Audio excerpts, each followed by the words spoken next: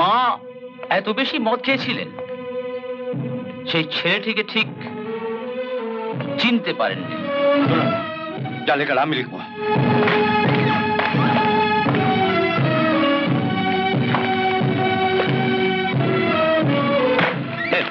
আপনি ঘুমোতে যাবার আগে অ্যারেস্ট ওয়ারেন্টটা লিখে দিয়ে যান। আপনি এমএলএ সাহেবের ছেলেকে অ্যারেস্ট করবেন? হ্যাঁ করবো, সম্পূর্ণ নিজের দায়িত্বে।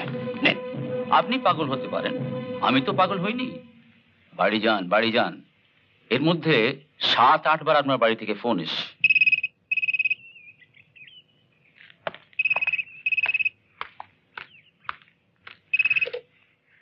হ্যালো, না বাবা ঘুমোচ্ছে। হ্যাঁ আমি ওর ছেলে রাজা বলছি। কাল রাত্রে বস্তির ঘটনা সব জানাজানি হয়ে গেছে। ইন্দ্রজিৎ বাবু, আরে হ্যাঁ হ্যাঁ, ওই সাব ইন্সপেক্টর ইন্দ্রজিৎ বাবু তোমাকে অ্যারেস্ট করার জন্য আমার কাছে অ্যারেস্ট ওয়ারেন্ট চেয়েছিল। আমাকে অ্যারেস্ট করবে? এত বড় সাহস! ছোট বাচ্চা কোথায়? সেই যে রাত্রে বেরিয়েছে এখনো থানাতেই ফেরেনি। বোধ হয় আবার সেই বস্তিতেই গেছে। বাড়ি থেকে ওর দাদা কয়েকবার ফোন করেছিল, রাতে নাকি বাড়িতেও ফেরেনি। ও এলে থানায় বসিয়ে রাখবেন, আমি নিজে থানায় আসছি। দেখি শুয়োরের বাচ্চা আমায় কি করে অ্যারেস্ট করে।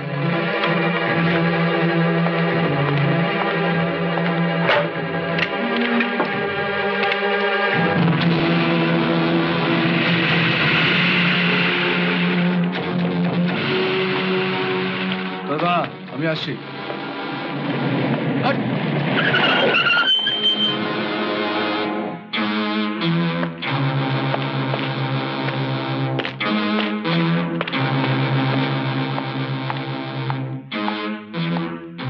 বড়বাবু,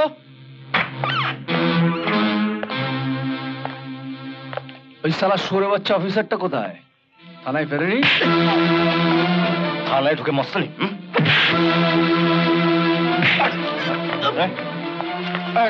কি হচ্ছে নাকি?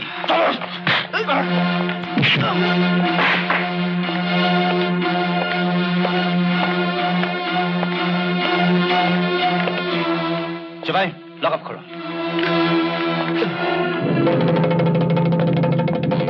শুয়োরের বাচ্চা আমায় লকাবে পড়বি? এই সিপাই, তোদের স্যার হুকুম দিয়েছে, লকআপ খোল। খোল লকআপ। রাজা, কি হচ্ছে রাজা? ওকে ছেড়ে দাও, আমি বলছি ওকে ছেড়ে দাও।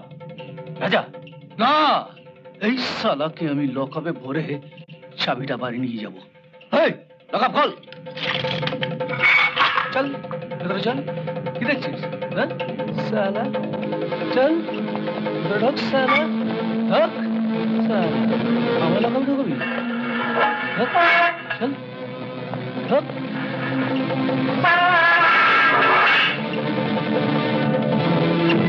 এই লকআপ বন্ধ কর।